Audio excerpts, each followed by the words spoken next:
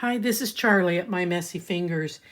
This is the last of the 3 videos that were corrupt when I sent them to YouTube. Apparently, I can't upload a lot of videos. I didn't know that.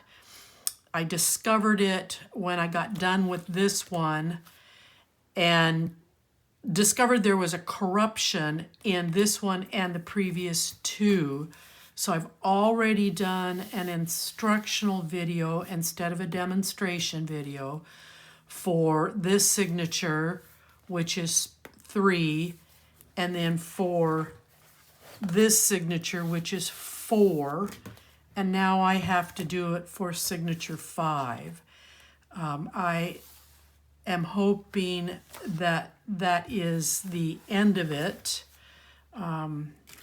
I've got one more signature that was finished, and I'm waiting to see how that one uploads. So let me go through your cardstock cuts so that you can get this page done. And again, my apologies. I'm new at this, and I've had a learning curve, trust me. So this is for signature number 5. So your base, your signature paper, your base is going to be 8 1/4 by 8 3/4. Stand up so I can get up here close for you. So on the left side, which is this here, you're going to cut a piece of cardstock that's going to measure 6 1/8 by 8 3/4. And along the 8 3/4 length, you're going to score at 1/2 and at 3/4. Then on the same left side, because we're making this a pocket, you're going to cut 6 1/8 by 9 3/4, scoring it at 1/2 inch on each end of this piece. You're going to score. You're going to fold it over. You're either going to tape or glue to this panel so that you end up with a pocket here. And then the pull-out, that's this piece, will measure at 5 5/8 roughly and at 8 1/2 roughly.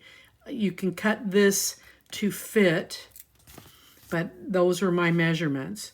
And then the left small pocket, oops, let me get my water out of the way, is this small pocket here is going to measure at 3 1/2 inches by 5 3/8. Then I went in and fussy cut out this element here, backed it on black cardstock, and I taped it here along the bottom and just a little bit up this edge, and this now becomes a pocket. Okay, so we'll get to this here in a minute. I want to stay with my notes, in line with my notes. So on the right side, this front panel piece, this front cardstock piece, is going to measure 7 1/2 by 8 3/4. You're going to score it at 1/2 and at 3/4. And then the right side, you've got an inside panel piece right here, which is going to measure 6 5/8 by 8 3/4, and you're going to score it at 1/2 and at 5/8.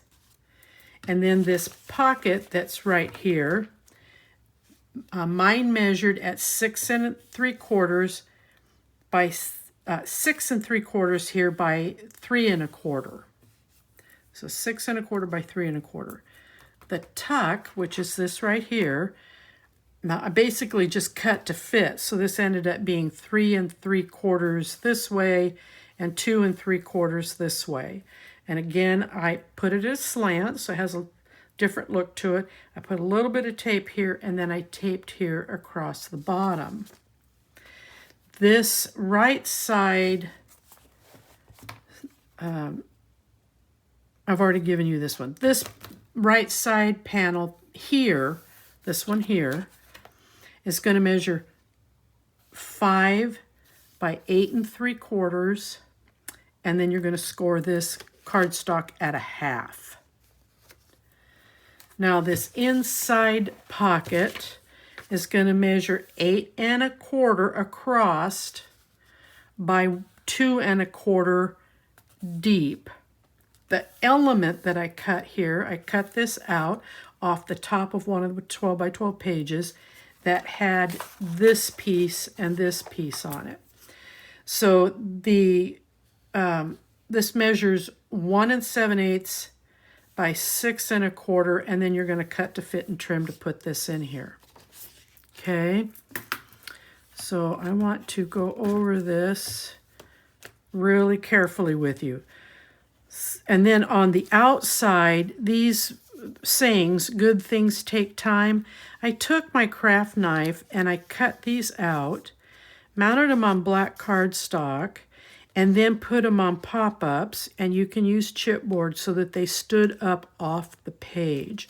However, you have a magnet right here that needs to be placed over here. So before these two pieces of paper go down, you're going to take your magnets and you're going to center it on this side, because you got plenty of room over here. Centered on this side. Make sure that your gussets on both sides are standing up tall, and then you lay this over and let the magnet make contact with the cardstock, and then you just simply do a slide off so that they stay in place. Then you can cover with your patterned paper on both sides. So this pattern paper and this was all one piece, and I simply cut down. I wanted the big clock elements. I think that's really cool. I love this color right here. And then you have another piece of this in your stash of papers. This is the back side of that. So then I use the back side to cut and fit both these panels, and then made the pockets. I went into the cutouts and cut this out, mounted it on black cardstock, and then popped it in here. Just put a little bit of tape here and here, and this becomes a tuck. And then this piece and this piece, rarely have to do this, but when I cut for this piece, without having to go into another 12 by 12, I went ahead and used the other side of it to finish cutting this. This, I do believe, what came out of my scraps, and I cut the cardstock to fit this panel and this piece as well. I like to use my scraps. I don't like them going to waste, but I do believe that that's where those two came from. Okay, and then you've got your pocket. Fussy cut or cut this out. So you have 1, 2, 3 layers, and then you have this, and you have your pull-out. Now on the pull-out, I usually use about a 1/2 inch piece of scrap paper. I really tape in the string or the ribbon you're going to use to put your pulley in there, and then I just simply did the same thing on the back side. Yeah, kind of a klutz here. Okay, so then this sticks out. It gives an additional element. Have your trinket for your pull. And once again, as you open this, you have your tuck. And then you've got your pocket and a tuck here. Lots of room for big photos on these two panels. And then you have the big pocket here in the back. Again, my apologies. I hope this is the last video that I have to do an instructional video on rather than a build video.